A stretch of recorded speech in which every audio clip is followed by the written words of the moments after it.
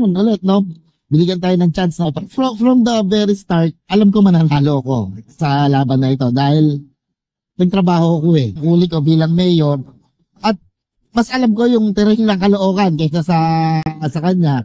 No, pero lang syempre, dahil hindi naman siya ordinary, nakikita namin, nakakaano namin, iba-iba yung style ng kampanya, iba yung style ng to. So, sabi ko nga, akala marurunong naman eh. Yun lang, syempre, medyo pag ito yung dating, di ba? Para medyo maging matigas din ako, laban. Ating pamahalaan, confident po ako na kahit saan ka tumingin sa City Hall, opo, marami pang kailangan ayusin, maraming kailangan gawin pa, pero sa lahat, kahit ano pong tingnan, nagkaroon ng improvement in the last 6 years. Sagi po akong pinipressure or na mag-isip ng kung ano-ano. Importante, magtrabaho po tayo every day. Let's take it one day at a time. Let's do the best where we are right now. Focus po tayo. Papatuloy lang naman po natin lahat pang nasimula na po natin. Pero on a grander scale, bilang naman pasasalamat ay nangangako naman ako ng maayos at tapat at marangal na paglilingkod sa kanila at pagbubutihin pa po natin ang pagbibigay sa kanila ng serbisyong de kalidad, lalong-lalo na sa mga programa na tingin ko malapit sa puso nila, talagang malapit sa, kumbaga sa bituka. Yan magiging priority natin. Kasi ang ating pong gusto, inclusivity, lahat po dapat ay nararamdaman ng kalinga at pagmamahal ng lungsod at sisiguraduhin po natin na mangyayari po yan. Gusto ko rin pong dagdagan ang healthcare services. Actually, ongoing na ang pagpapagawa natin ng ang ika-4 na ospital ng lungsod natin. Wish sa tao, pinagkatulaan ako ng mga tao dahil sa aking ama. So, ako naman talaga, I really try my best to work very hard to live up to his name. So, I've proven that in the last 6 years talaga. So, salamat. Malaki na tulong sa amin kasi my father has left a legacy of talagang excellent public service. So, napakalaking tulong sa amin yon. Swerte ko talaga dahil yung iniwan niyang service para sa ikaunlad na Las Piñas. Maraming salamat sa lahat ng sumuporta at tumulong sa amin. Talaga po, mahirap yung eleksyon namin, talaga po. Pero salamat.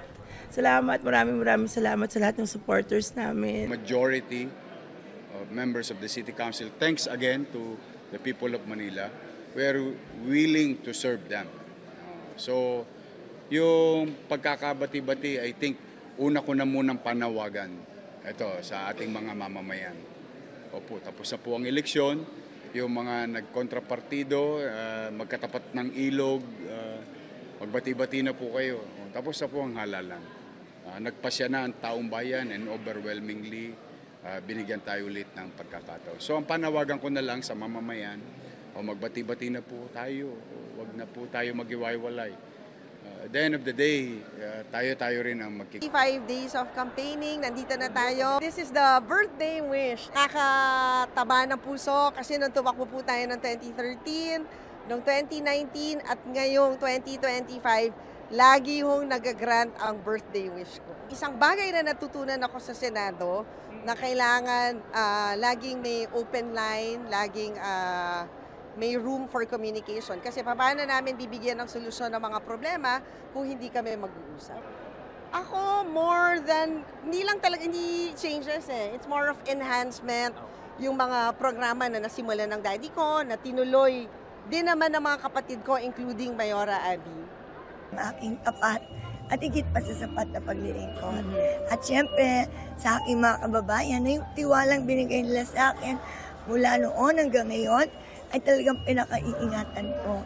At ito po'y sinusuklian ko ng tapat at higit pa sa sapat ng paglilingkod. Sa tingin ko kasi kung ikukumpara kung ano na yung mga nagawa namin at saka yung mga aming pang gagawin, dun siguro talaga nagustuhan ako ng mamamayan. At lagi naman ako, kaya ngayon aking slogan nakikita nyo, nakakausap nyo, kasama nyo, at tapat yung pinaglilingkuran. Yung mga tao nagbigay sa akin noon. Sa mga minamahal natin San Juaneño sapagkat isa lang naman yung tinanong ko sa kanila na itong panahon ng kampanya. Kung sa tingin nila, sabi ko, kung sa tingin nila ay ang ating makabagong San Juan ngayon ay mas maayos ang pamamalakad, mas progresibo, mas magandang serbisyo. At kung gusto na ng pagpatuloy, supportahan nila ang ating makabagong San Juan legacy. Ito yung ating team. At kung sa tingin naman nilang gusto nilang bumalik sa dati, sa makaluma, desisyon din naman nila yan. So maliwanag po ang naging desisyon ng lungsod ng Kanmar ay pagpatuloy po ang ating Makabago San Juan. Kaya ako po ay lubos na nagpapasalamat sa lahat ng patuloy na nagmamahal at titiwala at sumusuporta po sa atin. Hindi natin magagawa po ito kung walang suporta dun sa mga programa po natin. At pagbubutihin pa po natin ang ating ginagawa. Alam naman po natin, hindi ito yung nagtatapos yung ating tagumpay. Tunay na tagumpay ay pag naibigay po natin yung totoong serbisyo para maiangat ang angkas ng buhay ng bawat Maluluteño. So sana patuloy tayong tulungan ng ating mga kababayan. Siyempre maraming salamat sa lahat ng tumulong, sumama sa mga guro sa eleksyon na naghirap at nagsakripisyo. So kita-kita po tayo at patuloy tayong makikinig sa inyong mga kagustuhan. Maraming salamat po. The general agenda that we have, but that's on top of our list, those three programs. Of course, we'd like to thank everyone who supported us, but we would also like to reach out to all Muntinlupeños for us to band together in the coming years, because the agenda really is to recover from the pandemic. And we're going to need all the cooperation we can get from the people of Muntinlupa. So we of course extending that invitation to all Muntinlupeños for us to work together in the coming years. Pong umahon ang Malabon. So nakikita ko pong mga problema sa pagbabaha, sa basura, sa kakulangan ng batayang serbisyo sa pangkalusugan, sa edukasyon, sa livelihood, at syempre po sa nakikita nating mga proliferation ng droga at sa rising criminality. Nandito po ako, katulong ninyo para maging maayos ang Malabon. At syempre po, isa pa sa mga problema natin ay yung masyadong mataas na amilyar, masyadong mataas na mga business license. Pwede po natin gawa ng rollback yan. Mag-ayos po tayo. At hindi ko po kayo pababayaan. Tuloy-tuloy lang po ang ating pag-asenso. Ang aming pinag-aaral po doon na eskola, napakadami. Umpisa sa daycare pa lang, 300 bata. Taon-taon ang pinag-aaral namin po doon. Meron kaming alternative learning system, meron kaming ELO scholar doon, merong student assistant scholar, at yun ay commitment po namin sa taong bayan, kahit po yun ay isang private institution. Yung pong ating pong hospital, makikita naman po natin, nakakatulong sa tao po yun yung unang-una. Pero po yun ay isang pribadong ating hospital. Kaya ang ginawa ko po, ako po yung nagpondo sa PGH, sa Las Piñas District Hospital, para ma-augment po yung ating kailangan. Isang local government unit, kaya po natin gawin po yun. Isang matuwid na daan, full transparency, at yung pong tinatawag na governance na talagang maayos na. Because personal relationship is very important to me. Hindi ako nakukontento na basta nakapagbibigay lang ng serbisyo ko. As someone na mapagtitiwalaan nila na hindi lang pumasok hanggang sa living area nila. Kaya nilang patuloyin hanggang kusina, hanggang kwarto nila because yung trust ay nandiyan. Ang gusto ko, tipo ng governance na pag pinatuloy ka sa bahay, kaya tayong papasukin hanggang sa kwarto nila. Ganon ka-personal ko na gustong maalala ako ng mga constituents. First order of business is number one, the housing. We have a big housing issue before in the past, and this is the reason why we built the largest in-city resettlement housing in Valenzuela.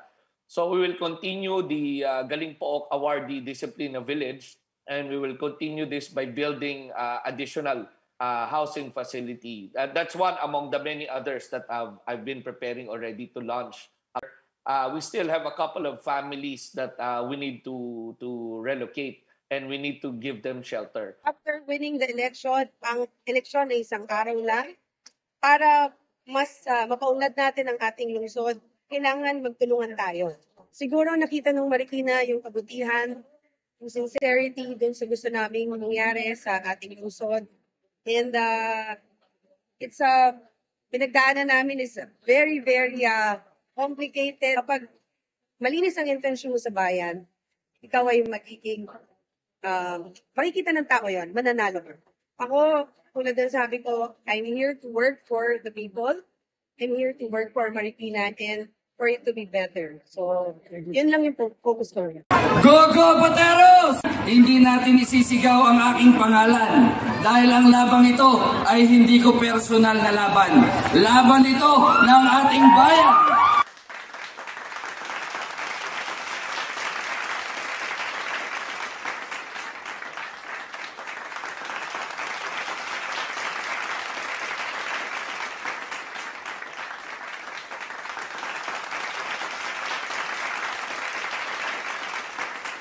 Thanks for joining us on this journey. If you enjoyed it, don't forget to like, share, and subscribe to Short Story TV PH. Hit the notification bell so you never miss another tale.